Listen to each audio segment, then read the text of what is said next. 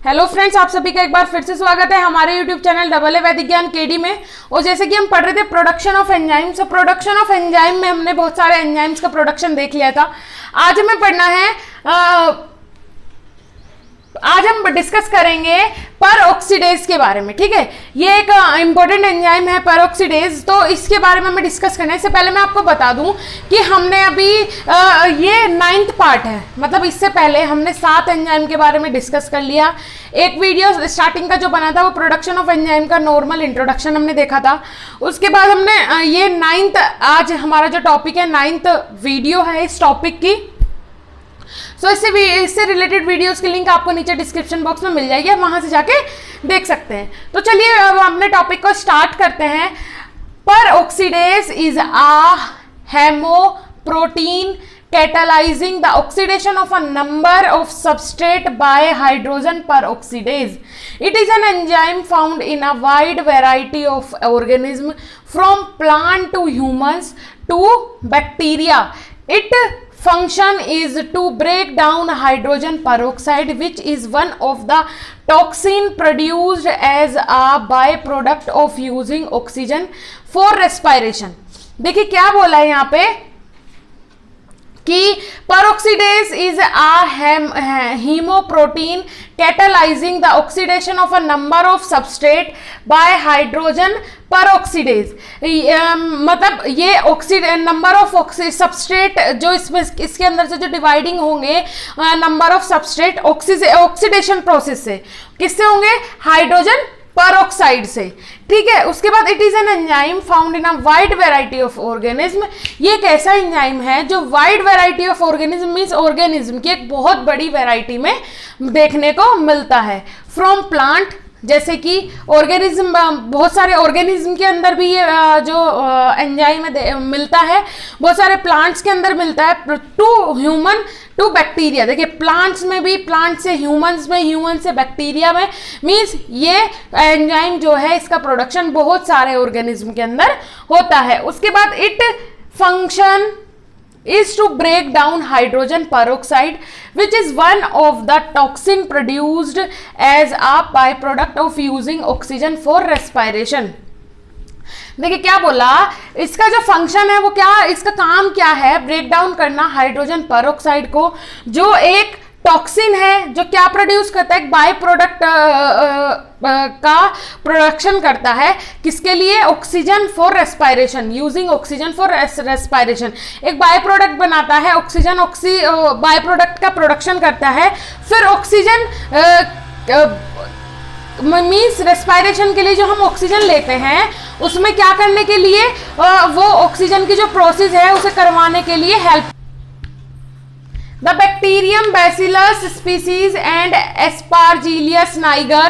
Aspergillus niger हमने last एक enzyme था उसमें भी देखा था।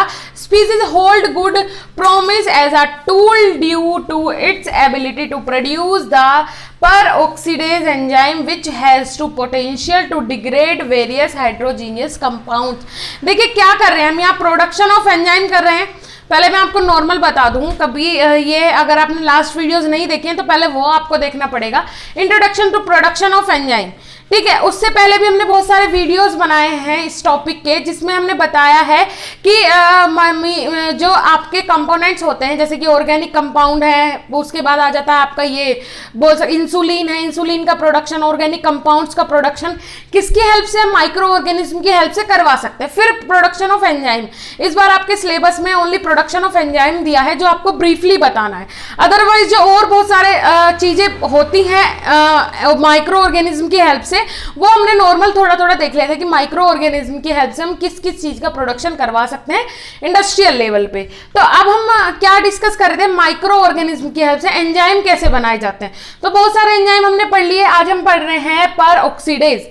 तो उसी में यहाँ पे देखिए बताया है आपको, सिर्फ ये बोला है कि जो बैक्टीरियम बैसिलस स्पीसीज के जो बैक्टीरिया है, एस्पार्जिलियस स्पीसीज के जितने भी बैक्टीरिया हैं, उनके हेल्प से क्या बनता है? पर ऑक्सीडेज एंजाइम का प्रोडक्शन होता है। पर ऑक्सीडेज एंजाइम का produce the peroxidase enzyme which has potential to degrade various heterogeneous compound. किस लिए प्रोडक्शन करवाते हैं हम एंजाइम का? इसीलिए पर ऑक्सीडेज एंजाइम का इसीलिए प्रोडक्शन करवाते हैं क्योंकि वो बहुत सारे मीन्स हैजार्डियस कंपाउंड से ट्रीट करने में हेल्प करता है। उसके बाद आ जाते हैं next, pure culture of newly isolated Aspergillus niger was maintain on potato dextrose agar PDA at 4 degree Celsius. अब आपको देखना है किस तरीके से हम पर ऑक्सीडेज एंजाइम का प्रोडक्शन करवा रहे हैं, ठीक है। तो उसकी प्रोसेस अब स्टार्ट हो जाएगी।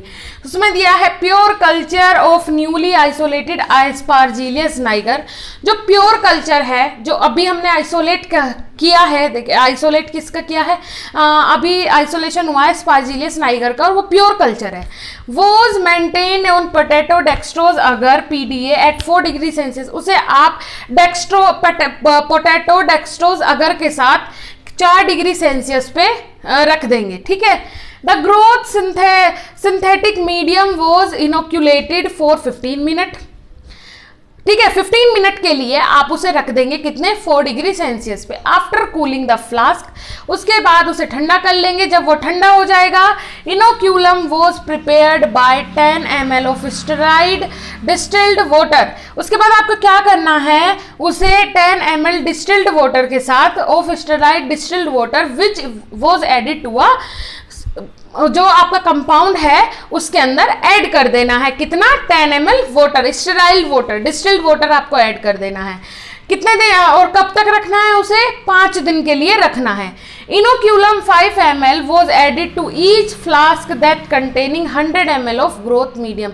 उसके बाद जितने भी आपने जो ग्लास लिए हैं उसमें 5 ml यूज डालेंगे। अगर आपने 100 ml का ग्लास लिया है उसके अंदर 5 ml आपको ऐड करना है। क्या, 100 ml of growth medium. Inoculum आपको ऐड करना है कितना, 5 ml। आप अगर आपने 100 ml का जो फ्लास्क है उसके अंदर अपना प्रिपरेशन रखा हुआ है। उसके बाद with the help of sterile disposal syringe the flask was incubated at 22 degree Celsius. उसके बाद उसे 22 डिग्री सेल्सियस पे रख देना है on a rotatory shaker at 160 RPM। उसके बाद उसे 160 RPM वाले रोटेटर के साथ रोटेट करना है। कितने दिन के लिए, 7 दिन के लिए। At the end of fermentation, जब फर्मेंटेशन की प्रोसेस खत्म हो जाएगी उसके बाद the mycelium was separated from the culture board bye filtering through a filter paper. उसके बाद जो माइसीलियम है, जो आपका कल्चर बना है उसे आपको अलग कर लेना है, किसके थ्रू, फिल्टर पेपर के थ्रू। वो centrifuge at 5000 RPM for 15 minute at 4 degree Celsius.